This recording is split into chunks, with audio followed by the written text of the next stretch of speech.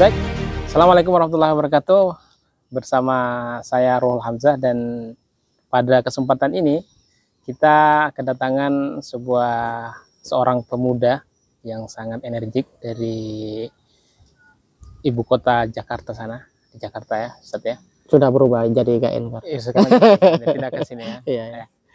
Jadi hari ini kita akan sedikit berbincang dengan beliau tentang berbagai fenomena-fenomena yang telah terjadi di masyarakat kita, di negara kita ini.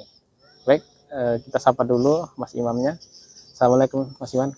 Waalaikumsalam warahmatullahi wabarakatuh. Sehat ya? Alhamdulillah sehat, Bang Ruhul. Alhamdulillah. Ya.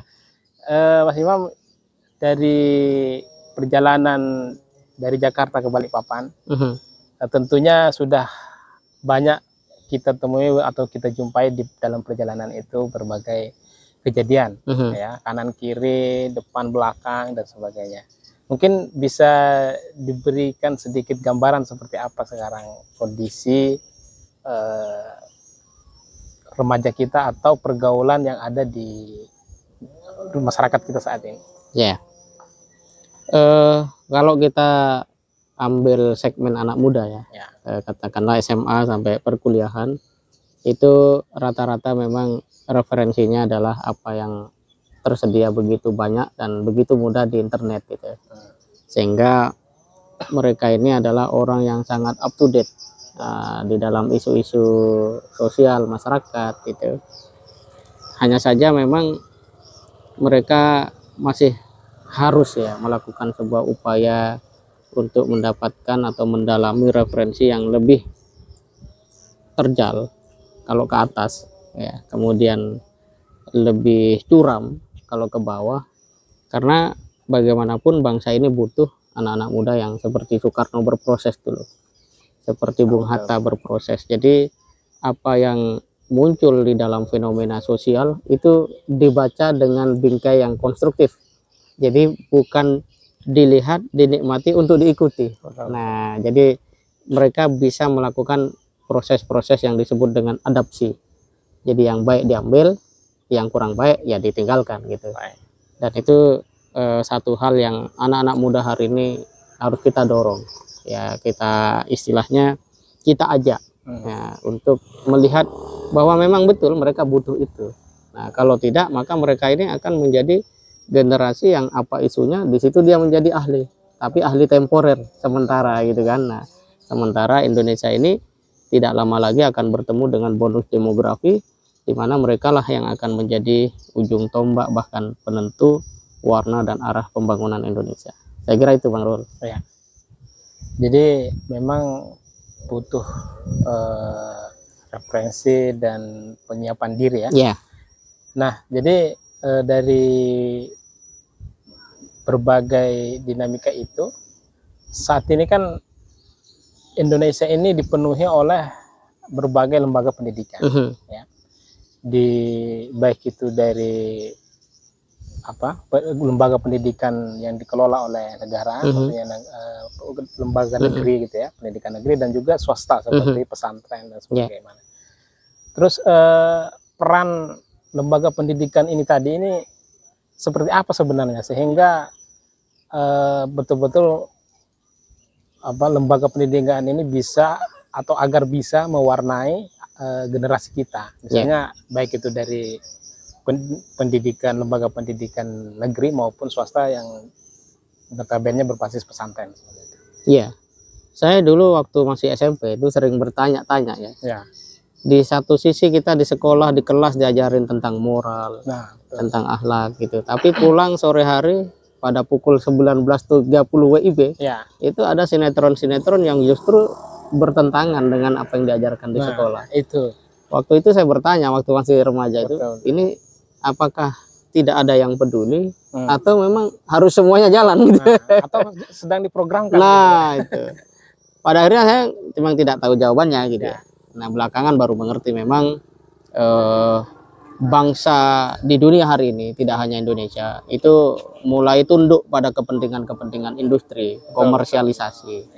Nah, pendidikan itu akan bisa memberi warna, bahkan berpengaruh terhadap lahirnya generasi unggul hanya ketika lembaga pendidikan itu dengan orang tua siswa, termasuk di dalamnya regulasi, memang sinergis. Nah, ini saya sangat miris kalau mendengar ada guru dilaporkan ke polisi oleh orang betul, tua. itu sekarang banyak ya, gitu. Betul. Nah, berarti mindset orang tua di dalam mendidik anaknya di sekolah itu bukan lagi mempercayai guru sebagai mentor, sebagai murabbi begitu ya. Tetapi hanya sebatas menitipkan anaknya. Bahwa kalau anaknya salah, kalau bisa jangan dipukul misalnya kayak gitu. Nah, ini kan menyalahi sedikit norma pendidikan gitu ya. Betul. Memang memukul itu tidak baik. Tapi saya kira tidak mungkin lah orang yang secara wajar melihat sebuah kesalahan kecil itu dengan pukulan. Saya kira tidak mungkin kan begitu. Pasti ada kronologi panjang. Nah, akibatnya pendidikan kita menjadi kurang, katakanlah kurang bergairah. Ya, di tengah-tengah sekarang banyak orang menjadi guru sebagai alternatif akhir.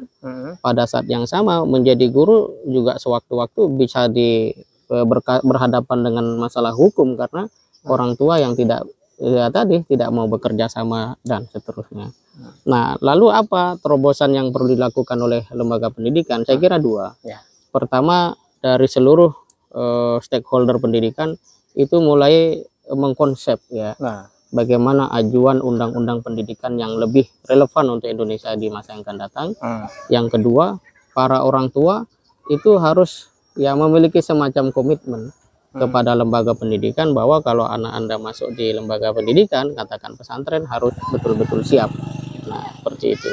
Nah, ini tentu saja hal yang sangat penting meskipun boleh jadi akan menghadapi satu lagi hambatan, yaitu perilaku-perilaku oknum di pesantren yang kadang-kala memang indisipliner atau bahkan disorientasi. Betul. Nah, ini langkah-langkah yang saya kira sangat penting, Bang Rul. Hidayatullah, gitu ya. Hidayatullah ini kan memiliki lembaga-lembaga pendidikan, baik itu yang berbasis pesantren ataupun tidak pesantren, pesantren, full day lah ya, full day gitu ya. Nah, mungkin ada sedikit bisa dibocorkan Ustadz, seperti apa sistem atau konsep pendidikan yang ditawarkan oleh Hidayatullah? Ya, saya kira apa yang selama ini telah dijalankan oleh Hidayatullah persis seperti semangat konstitusi ya, mencerdaskan anak bangsa. Dan hari ini yang disebut cerdas bukan hanya intelektual, apalagi kondisi bangsa kita hari ini itu kayaknya sudah mulai terjerembab pada kebohongan-kebohongan kan gitu ya.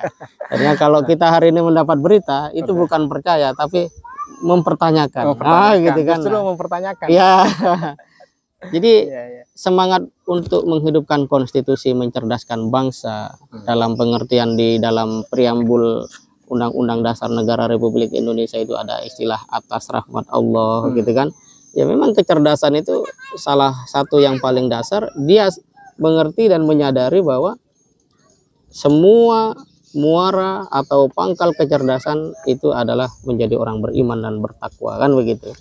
Nah, sisi yang lain ya Indonesia harus tampil dalam gelanggang internasional karena memang tugas utamanya negara ya.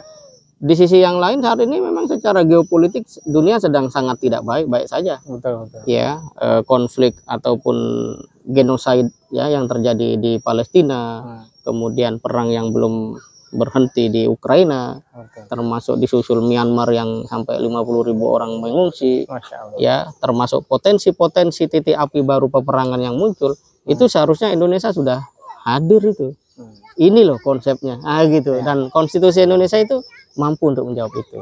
Nah, Hidayatullah, saya kira dari sisi semangat itu sudah bagus, tinggal pendekatan, metode, dan ya variasi lah ya, variasi katakanlah kemasan untuk kemudian masyarakat sadar bahwa untuk sekolah itu bukan sekedar mau kerja, bukan sekedar cerdas intelektual, tapi juga mau berkorban dan berjuang untuk kemajuan umat, bangsa dan negara. Saya kira itu Bang Rul. Menarik ini.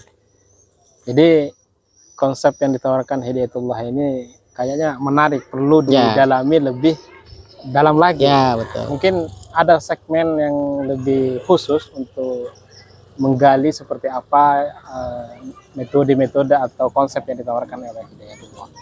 Ya, secara umum segmen seluruhnya kita garap gitu ya, mulai dari pendidikan dini, bahkan kalau perlu ibu-ibu yang mengandung itu dibuatkan sekolah. Ya, insyaallah. Karena kan minal mahdi ilal lahdi kan. Ya, luar biasa itu. Iya, ini ibu-ibu yang sedang mengandung itu ya dididik juga. Betul, Kemudian calon pengantinnya alhamdulillah kan mau ada pernikahan mubarak, sudah dididik insyaallah. gitu kan ya. Luar biasa. Ya. Itu merupakan kontribusi real ya bagi negara ya. Ya itu kerja peradaban itu, kerja-kerja peradaban. Biasa itu. Ya.